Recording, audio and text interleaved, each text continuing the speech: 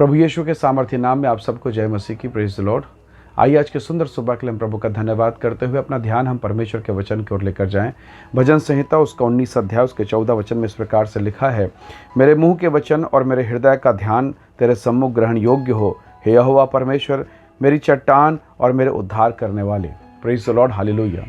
परमेश्वर के लोगों, परमेश्वर का वचन जीभ के विषय में याकूब 3 अध्याय में विशेषकर कहता है, ये अंग भवचक्र में आग लगा देता है, सारी देह पर कलंक लगाता है, सारे जीवन गति में रुकावट डाल देती है। ऐसा ही अंग है। यद्यपि इसमें जीभ में हड्डी नहीं होती, पर यह हड्डी से भी घातक है। यदि किसी व्यक्ति को हड्डी से मारा जाए, किसी घातक हथियार से, औजार से मारा जाए, तो शायद उसके जख्म से लहू बहेगा या कट फट जाए, उसकी सर्जरी की जा सकती है। पर जीभ के द्वारा बोले गए शब्द इतने घातक होते हैं, वो मनों को तोड़ देते हैं, रिश्तों को तोड़ देते हैं, परिवारों को तोड़ देते हैं। शायद जीभ से बोले गए शब्द फुसफुसाहट के हों, पर वो घरों पर आग लगा देता है। भयंकर है।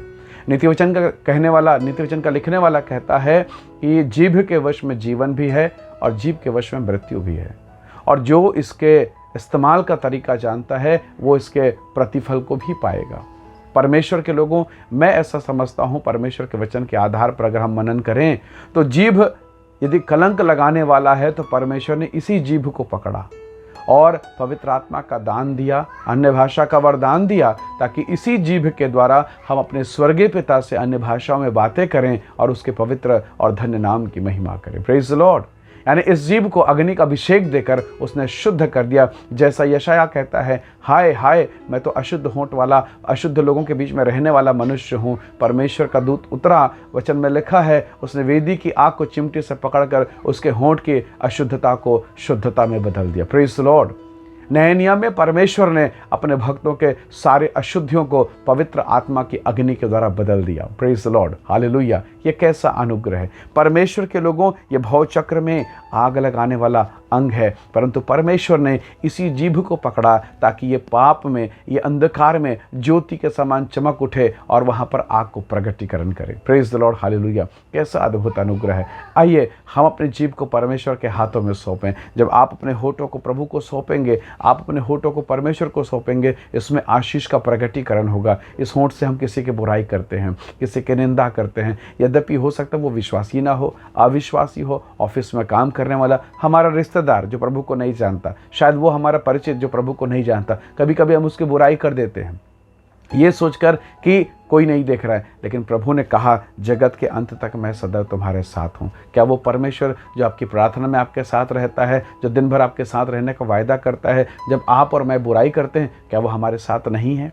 परमेश्वर के लोगों, हम अपने जीभ के विषय में चौकस रहें। दाऊद कहता है, ध्यान से सुनिए, दाऊद कहता है 19वें अध्याय में, अभी तो 150 अध्याय में आना बाकी है, 19 अध्याय में कहते हैं, मेरे मुंह के वचन और मेरे ध्यान का धरना तुझे ग्रहण योग्य हो। हालेलुया।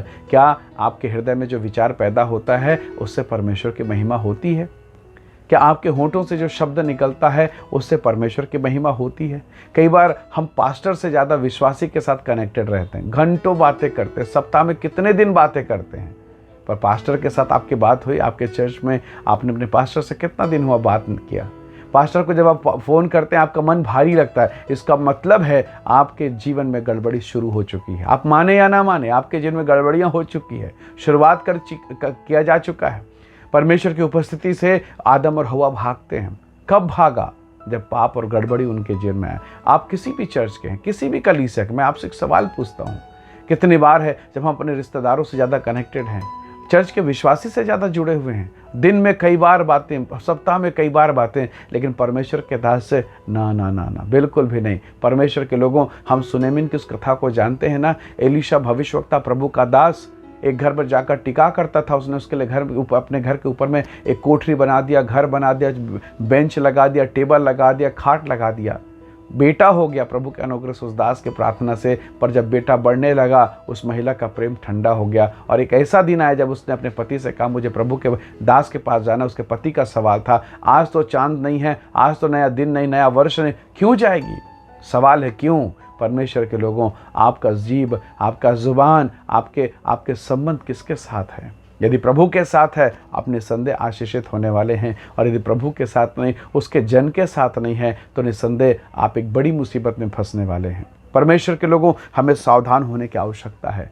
दाऊद कहता है, मेरा मुंह, मेरे वचन, मेरे शब्द आपको ग्रहण योग्य होने पाए। Praise the Lord. इसलिए आइए हम अपने होठों को, अपने शब्दों को, अपने विचारों को हम परमेश्वर की महिमा के लिए अर्पित करें। हम प्रभु से कहें कि प्रभु मेरे होंठ को पकड़, मेरी जीभ को पकड़, और मेरे होठों और मेरी जीभ के द्वारा परमेश्वर तेरे नाम की महिमा हो। बाइबल में यहाँ तक लिखा है, सारी वस्तुओं को केंद्रित किया जा सकता है, कंट्रोल किया जा सकता है, पर जीभ अभी भी उस पर लगाम लगाना बड़ा मुश्किल है। छोटी सी पतवार पूरे नाव को घुमा सकती है, और छोटा सा जीभ आपके जीवन पर कलंक लगा सकता है, आपके संबंधों को तोड़ सकता है। इसलिए प्रभु के लोगों, जीभ पर नियंत्रण करें। दाऊद कहता है, मेरी जीभ पर पहरा बैठा दे। Praise the Lord. कैसा ये प्रभु का दास जो अपने जीभ के विषय में बहुत ही ज़्यादा चौकस चौकन्ना है। आइए हम सब भी उसी के समान चौकस रहें, चौकन्ने रहें, ताकि हम दाऊद के समान अभिषेक को पाने वाले हो जाएं, ताकि दाऊद के समान हम पर अनुग्रह उंडेला जाए और दाऊद के समान हम परमेश्वर की महिमा कर सकें। आज की सुबह हम अपने होठों को, अपने शब्दों को, अपने विचारों को हम परमेश्वर के हाथों में दें। आइए दुआ करें, परमेश्वर के पवित्र नाम की महिमा करें।